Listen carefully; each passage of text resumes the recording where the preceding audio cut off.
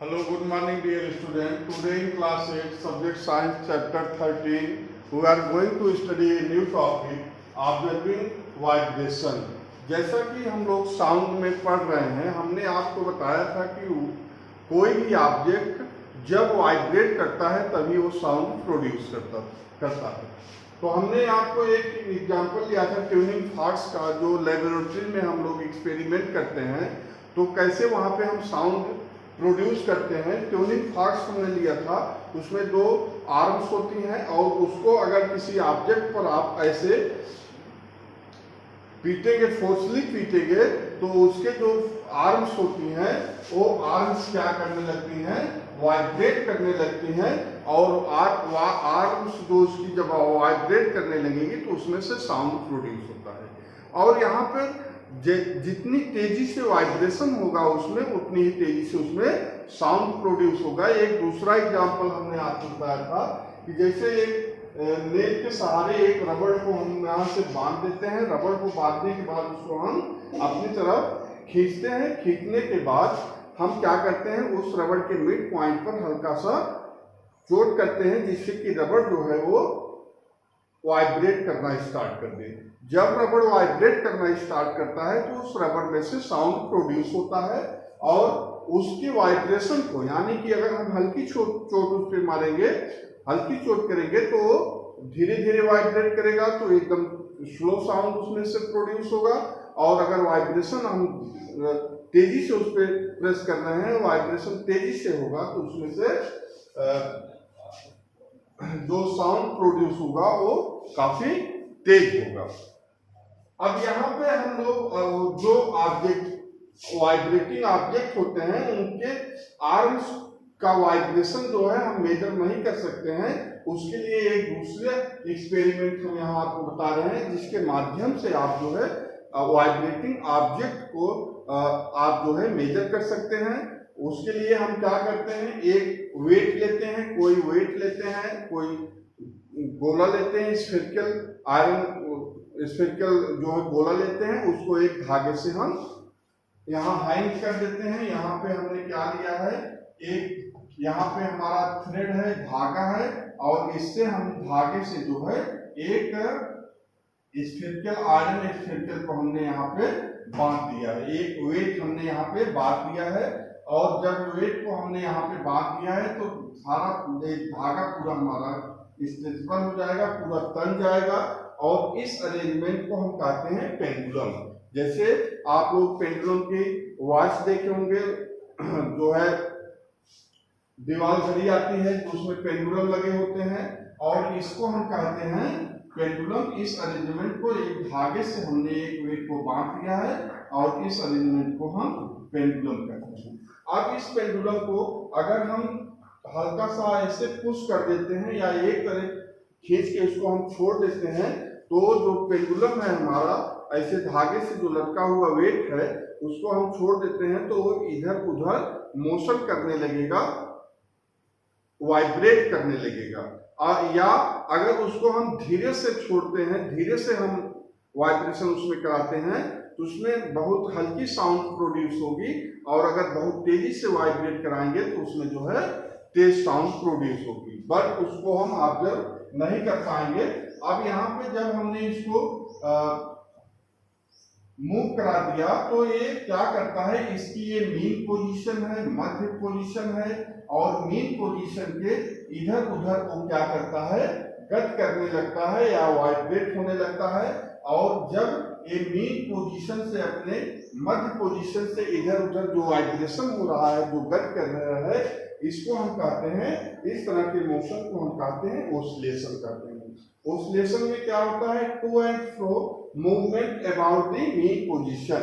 अब ये अपनी मीन पोजीशन से, मध्य पोजीशन से इधर उधर जो है ये मूवमेंट करना स्टार्ट कर दिया, और इस प्रकार के मूवमेंट को हम कहते हैं ओसिलेशन या आवर्ती गति कहते हैं। यानी एक फिक्स पोजीशन के इधर उधर जो वाइब्रेशन हो रहा है, मूवमेंट हो रहा है, वो किस प्रकार का मूवमेंट हो रहा है, ओसिलेशन। अब हमने आपको बताया था कि ट्यूनिंग फॉर्क्स को हम जो है ले जाकर के वाटर सरफेस पर उसको हम टच कराते हैं वाइब्रेटिंग ट्यूनिंग फॉर्क्स को, तो वाटर में जो है एक वेव उत्पन्न हो जाती है, एक तरंग उत्पन्न हो जाती है या उसमें लहर उत्पन्न हो जाती है।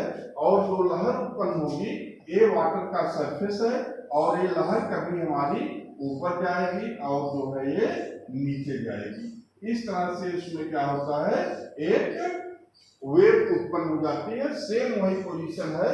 इसको हम मान लीजिए ये हमारा पेंडुलम है, इसके डिस्प्लेसमेंट और टाइम के साथ अगर ग्राफ हम ड्रा करते हैं तो हमको इस तरह से ग्राफ मिलेगा। ये इसकी मेन पोजीशन है पेंडुलम की।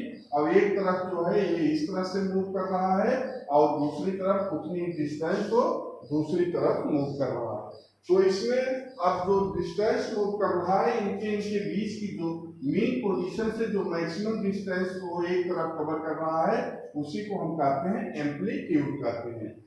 एम्पलीट्यूड हमारा होता है maximum distance Bob away from the mean position. ये जो वेट हमने यहाँ पे हैंग किया है तो जिसको हमने जो स्फेरिकल आयरन का स्फेरिकल गोला हमने इसमें बांधा है इसको हम बॉब कहते हैं।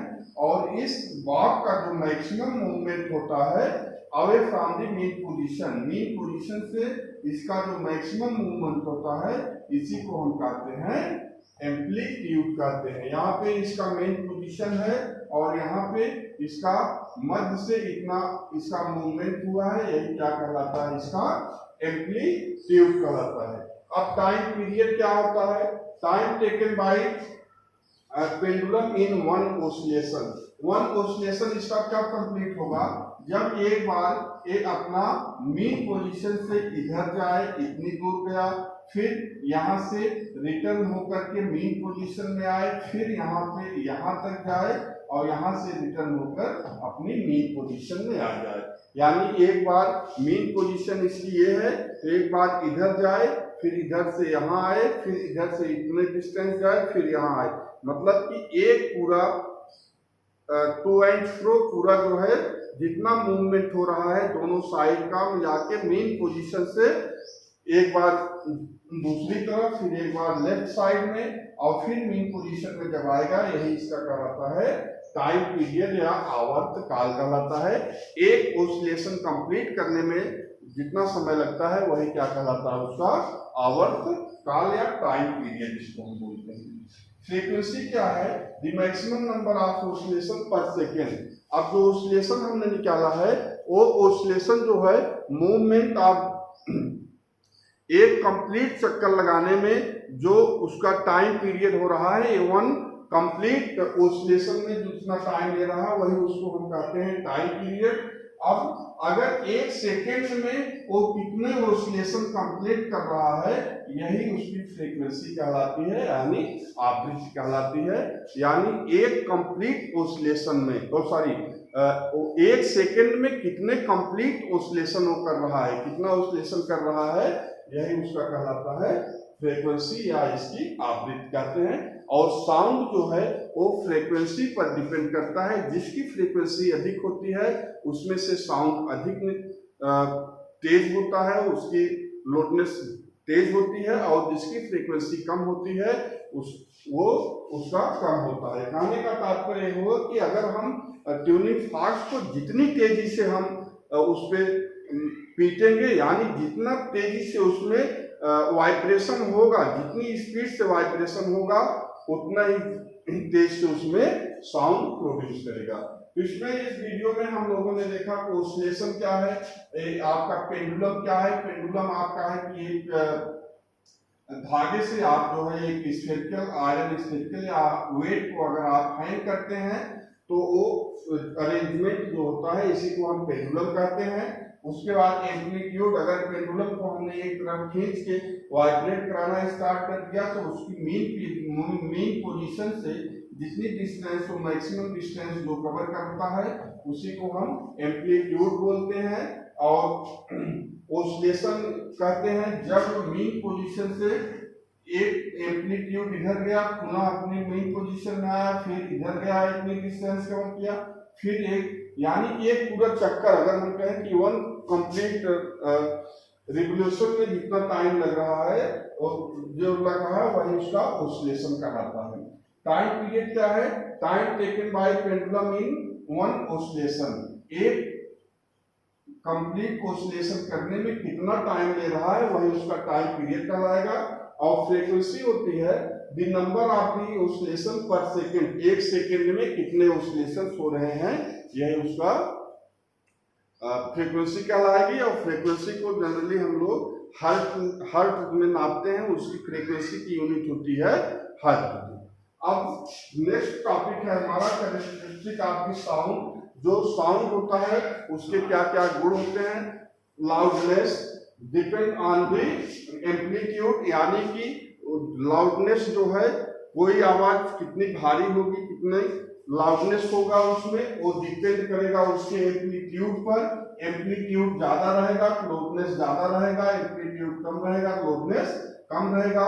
और एम्पलीट्यूड आपका अधिक तभी हो सकता है जब उसमें फ्रीक्वेंसी अधिक हो, यानी कि वो जो है अधिक एम्पलीट्यूड वाइब्रेशन जितनी तेजी होगा, जितनी तेजी से वाइब्रेशन होगा उतना ही ज्यादा उसका एम्पलीट्यूड होगा। तो वाइब्रेशन अधिक होगा तो उसमें साउंड जो है बाहर निकलेगा। दूसरा डिपेंड करता है पिच पर।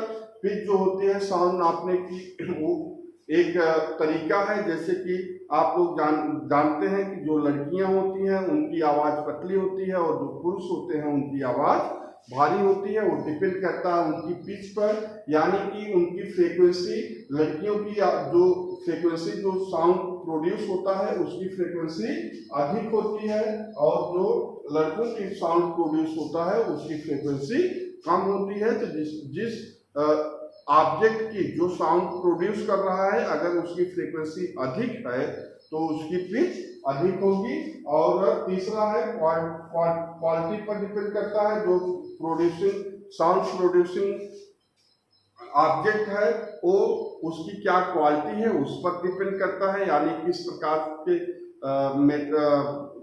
सब ऑब्जेक्ट जो है किस प्रकार से वो बनाया गया है उसकी क्वालिटी पर भी डिपेंड करता है जो साउंड प्रोड्यूस हो रहा है उसकी जो कैरेक्टरिस्टिक है। इस वीडियो में हम लोगों ने सीखा ऑसिलेशन क्या है, एम्पलीट्यूड क्या है, टाइम पीरियड क्या है, फ्रीक्वेंसी क्या है, पेंडुलम क्या है, characteristic of the sound. Sound किन किन बातों पर डिपेंड करता है। आप लोग इस वीडियो से को वॉच करिएगा और इससे रिलेटेड क्वेश्चन आंसर ग्रुप में सेंड करिएगा। Okay, thank you.